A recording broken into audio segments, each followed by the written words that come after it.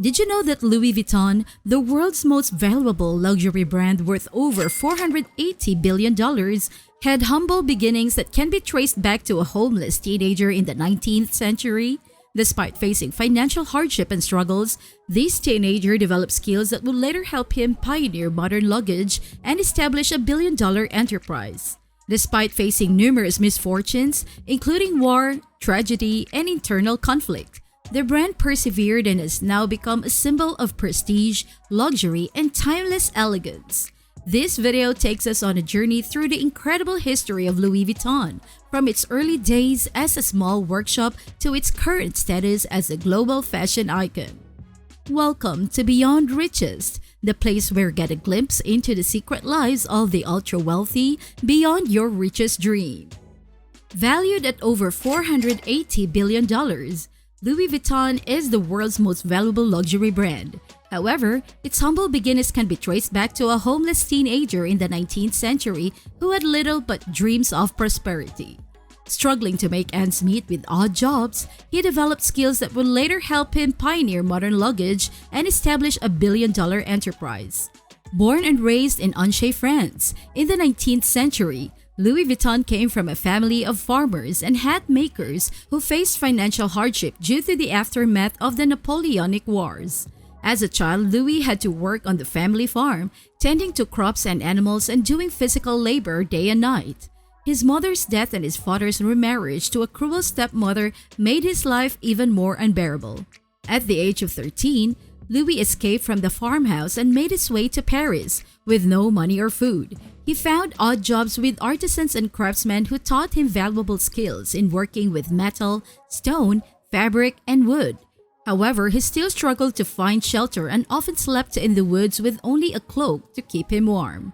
At the time, the first railway connection to Paris had just been built, making travel more accessible and fueling demand for unique boxes of aristocrats who frequently traveled with expensive belongings.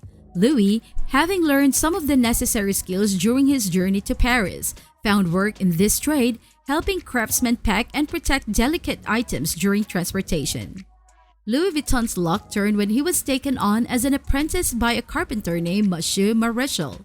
Although he didn't earn much money, his eagerness to learn paid off in other ways. He gained popularity among Maréchal's clients and was eventually hired as the personal box maker for the Empress of France.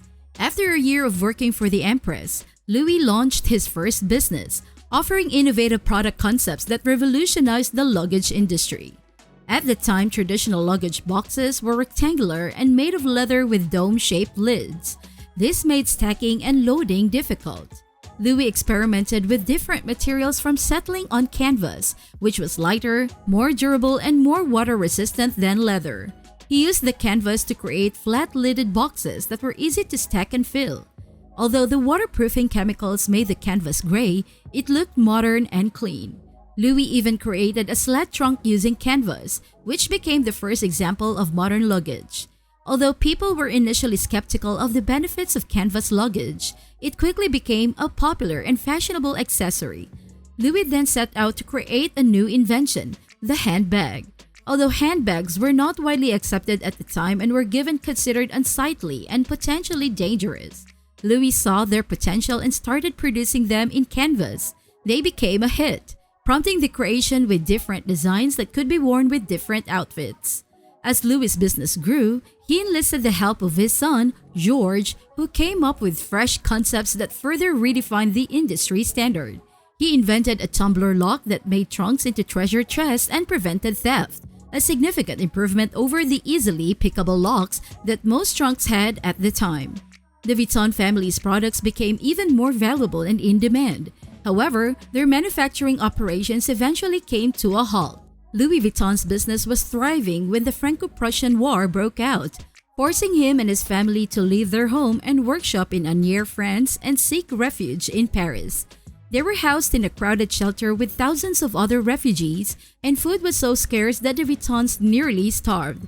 After the war ended, Louis returned home to find that his supplies had been taken and his workshop damaged. With the remaining savings, he wasted no time in rebuilding his workshop and finding a new shop location. Luckily, property values had fallen after the conflict, and Louis seized the opportunity to buy a business in an expensive neighborhood. Within months of reopening, Louis' business was booming again, with orders coming in from all over the world. He felt compelled to experiment with fresh ideas, and technology at the time allowed for unique designs to be printed on cloth. Louis used this to his advantage and designed trucks with a stripe pattern, which became an instant hit. The design not only made people stand out and appear modern, but also made it harder for counterfeiters to replicate his work. Louis received so many foreign orders that he decided to open a shop in London, attracting a more diverse clientele, including royalty and explorers. He became the only designer whose creations were found in both mansions and exotic rainforests. To make ordering easier, Louis published his first catalog, a move that propelled the company forward. Despite Louis Vuitton's success, tragedy struck in the same year when he unexpectedly died at the age of 72, leaving his son George to continue his legacy. George wasted no time in expanding the company and attended the World Fair in the United States, where he met John Wanamaker. Wanamaker helped George establish a worldwide sales network and became the first person to sell LV products in the United States. George designed a monogram in honor of his father, featuring a floral pattern with an interlocking L and V. Although customers were initially surprised to see the monogram on LV products, it soon became popular. George and his son Gaston continued to produce new designs, including the Kipal, the Noe, and the Alma, among others. However, tragedy struck once again when George passed away, leaving Gaston to carry on his father's legacy. Gaston faced challenges during World War II, as contracts were terminated and LV's manufacturing and stores were forced to close. The author of Louis Vuitton, a French saga, claims that Gaston grew desperate for survival and allegedly worked with Germany's ruling party, allowing LV to produce commemorative busts and establish a shop in Vichy. The author also alleges that LV was the only luxury brand permitted to remain open during this time. After Gaston Vuitton's death, his sons Henry, Jacques, and Claude took over the company and ensured that new types of baggage were produced every year. However, business slowed down as hard-sided baggage declined in popularity, and the brothers had differing opinions on how to handle the corporation. They asked their sister's husband, Henry Racamier, to take over, as he was a sharp businessman who had successfully sold a steel trading firm. Under Henry's leadership, LV transitioned from wholesale to retail and expanded into the Asian market, increasing sales from $20 million to almost $260 million in 6 years. The company went public with over 1 million shares sold. Despite analysts predicting a drop in sales due to rising counterfeit goods, Henry persisted in building stores worldwide and proved the analysts wrong within a few years. LV reached almost $1 billion in sales and merged with Moet Hennessy to form a luxury goods conglomerate, LVMH, to prevent an outside takeover. While the acquisition allowed LV to increase investments, Henry had disagreements with Moet Hennessy's president, Alain Chevalier. In an attempt to gain control, Henry approached property developer Bernard Arnault, who agreed to help but had his own aspirations.